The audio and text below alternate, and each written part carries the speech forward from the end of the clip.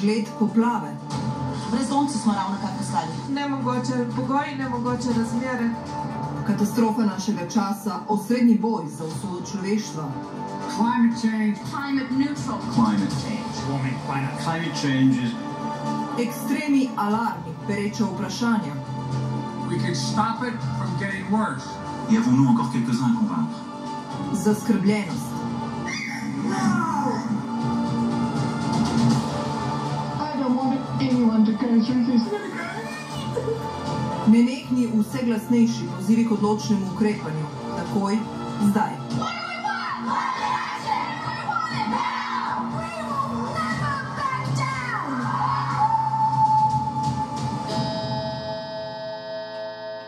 Sva na Jelovici, nekoč je bil tukaj gost, zdaj pa zaradi zadnjih ujm, ki se dogajajo nekako po letu 2014 še posebej izrazito, gozda ni več.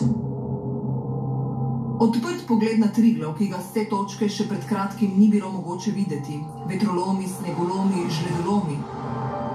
Gozd ni več stabilen, gole površine so podvržene spremembam mikroklime, so osončene, suhe, opozarja Andrej Avsenek z Zavoda za gozdove.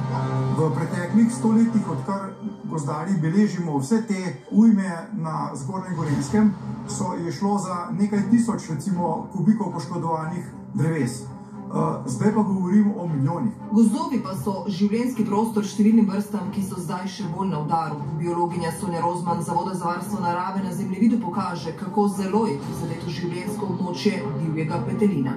Takole je pa izgledala Jelovica nekoč, preden so prišle ujme, in to je idealni življenjski prostor za divjega petelina. Ravno taka rastišča, taka območja tukaj izginjajo.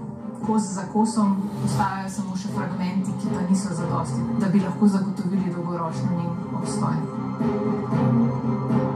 Jelovica je tudi življenjski prostor kozače, sove evropske, ki gnezdi v duplih dreves, in to mora biti odrasla stara drevesa, ki jih je tukaj enostavno zmanjkalo.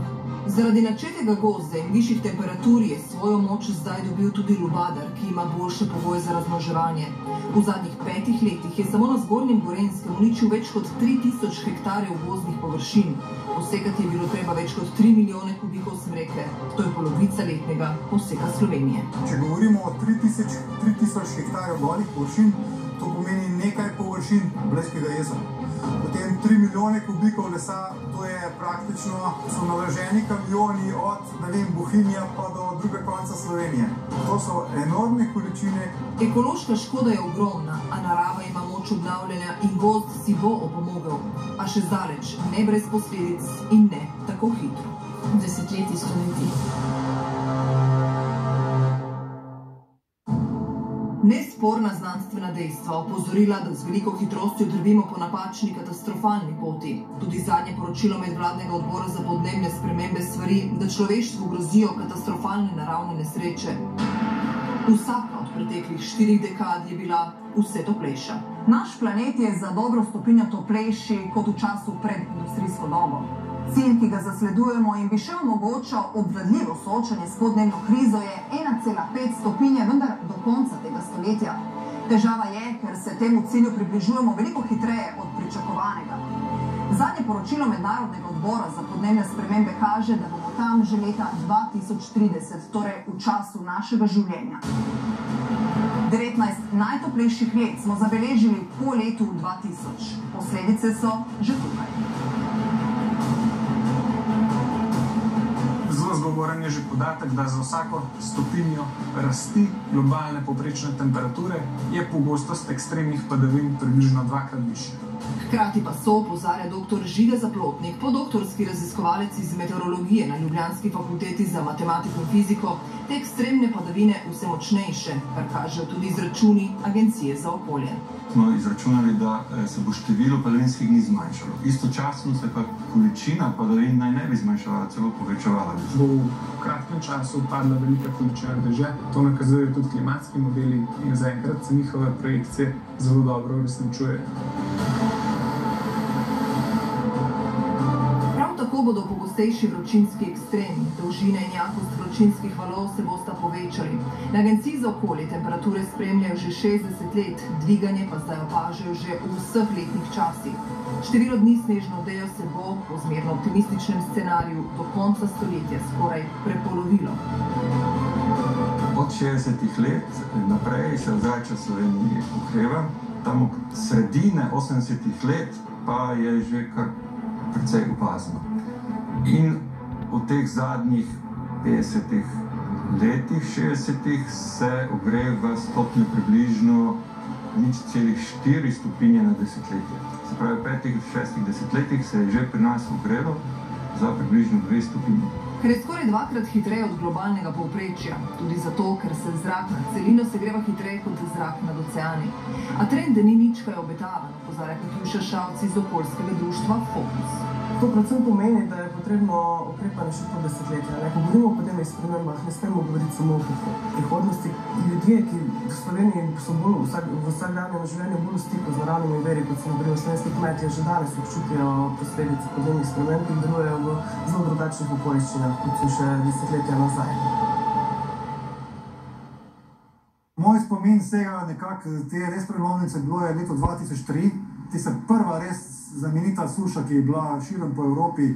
Od takrat naprej so te spremembe zelo značilne. Do konca 21. stoletja, kažejo projekcije meteorološke vodne bilance, bodo primanjkljaji vode vztrajno naraščali po vsej Sloveniji. Celo v hribovitih predeljih, kjer zdaj še beležimo presežke. Visoke temperature, izsušena tla v največjem slovenskem sadovnjaku v Krškem so kmalu dojeli, da brez prilagajanja tehnologije ne bo pridelka. Namakalni sistemi od lanskega leta tudi oroševanje, s katerim v sadovnjaku ustvarjajo mikroklimo in preprečujejo pozebo. Take in podobne poškodbe se nastanejo od pozebe. Poglejte, kakšna toča list je poškodovalo, jabolka popolnoma razbita, ko je najbolj izpostavljeno soncu, so te sončni ožigi. So ti ekstremni pojavi bolj pogosti, kot so bili nekoč? Nesporno. Glejte, mi imamo tretjo katastrofalno pozebo v zadnjih 6 letih. Tega prej nikoli ni bilo. A kljub tehnologiji, s katero kljubujejo spremembam, imajo letos velikanski izpad. Pridelali bodo le tretjino povprečnega pridelka, izvozili ga sploh ne bodo. Mreže nad sadovnjakom večkrat odpirajo in zapirajo spomladi, da spustijo opraševalce, kasneje da sadeže zaščitijo pred točo. Približno tretjina svetovnega pridelka hrane je odvisna od opraševalcev. V zadnjih 50 letih se je proizvodnja hrane povečala, hkrati pa je izginilo kar 3/4 žuželk. Za klimatske spremembe v kmetijstvu bi bila potrebna posebna pisarna. Bo od kmetijstva v Sloveniji vse težje živeti? Že je. Sam se tem res neko leta in leta že soočam. Kmetijstvo v Južni Evropi bo na udaru, kažejo napovedi. Intenzivnost vremenskih ekstremov, zmanjšanje padavin in škodljivci bodo po vsej verjetnosti glavni razlog za upad pridelka. Regionalne spremembe pa ne bodo vplivale le na kmetijski trg, temveč tudi na varnost preskrbe s hrano. Mene zelo skrbi. Skrbi me nestabilnost določenih razsežnih ledenikov, skrbi me hitra rast metana v ozračju,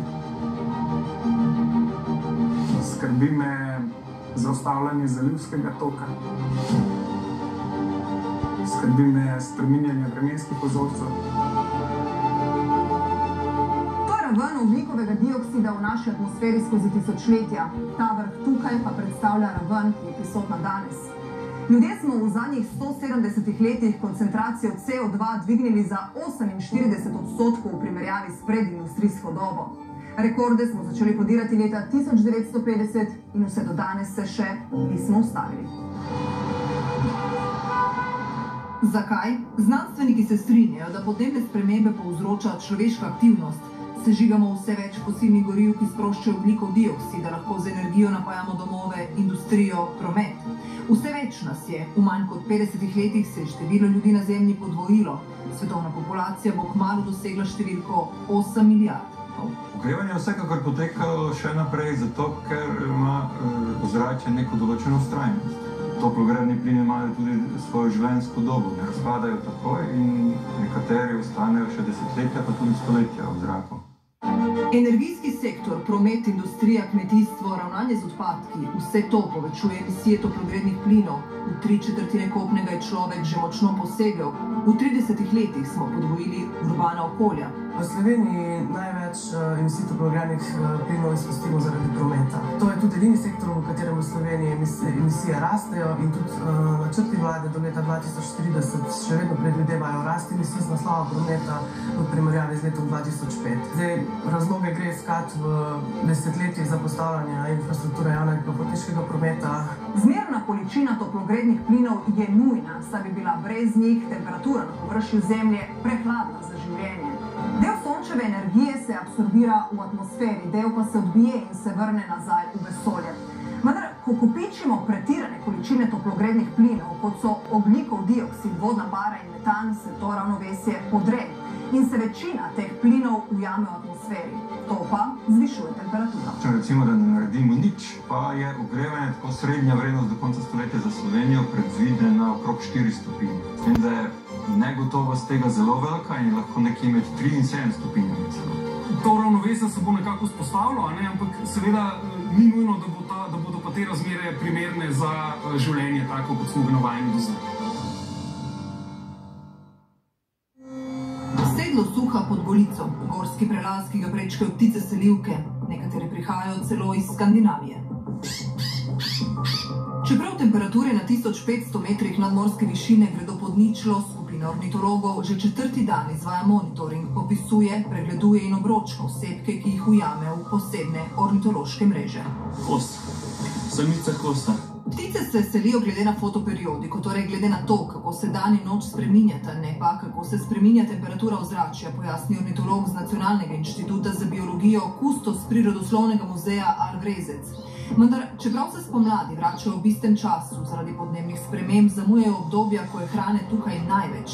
Cikel žuželk, s katerimi se prehranjujejo, se namreč začenja vse prej, tudi do mesec dni. Evolucijsko so prilagojene na te cikle tako, da se vrnejo iz prizmovališč v času, ko pride do vrha številčnosti žuželk, kar potem izkoriščajo seveda za svoje krmljenje mladičev.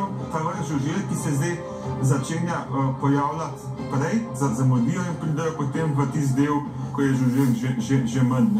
Zato se pri določenih vrstah zmanjšuje rodnost, saj lahko prehranijo manj mladičev, a čeprav monitoring izvajajo na različnih točkah, obročke nadanejo le manj kot odstotku celotne populacije selivk. Mišica 3, maščoba 1, 4, 1, 6, 1, 9. Nekatere vrste so zaradi podnebnih sprememb začeli izkoriščati svoj potencial in postajajo stalnice. V Španiji, pravi Vrezec, že sedaj prezimuje močna populacija belih štorkelj, za katero je do pred kratkim veljalo, da bo preletela tudi 8000 km na poti v toplejše kraje. Pri nekaterih selivkah opažamo, da se že izgublja ta selitveni nagon. Z višjimi temperaturami pa se ptiči, ki živijo v nižinah, pomikajo v višje nadmorske višine. S tem pa tako imenovane višinske specialiste odrivajo še višje, zatočišč in okolij za njih pa hitro zmanjka. Če ga ne najdejo, pač izumrejo.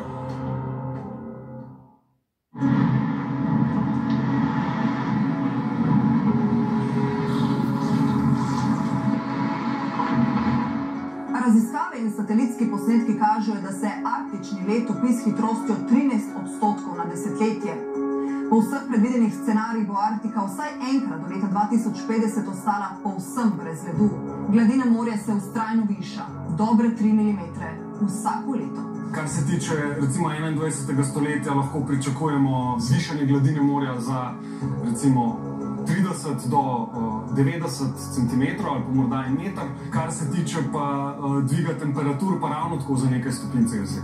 Matjaž Ličer, doktor fizike in filozofije, že leta preučuje vpliv klimatskih sprememb, gibanja temperature in gladine morja. Najbolj bodo na udaru otoške države v Tihem oceanu. Ogrožena so tudi vsa nizko ležeča področja na jugovzhodni obali Azije in na vzhodu ZDA. Pod vodo bodo tudi nekatera velika mesta.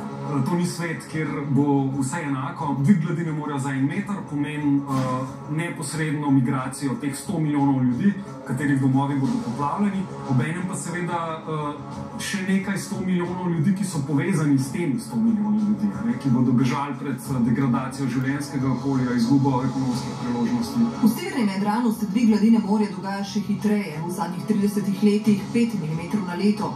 Meritve na Mareografski postaji Koper kažejo, da se je gladina morja od leta 1990 do danes dvignila za več kot 10 cm.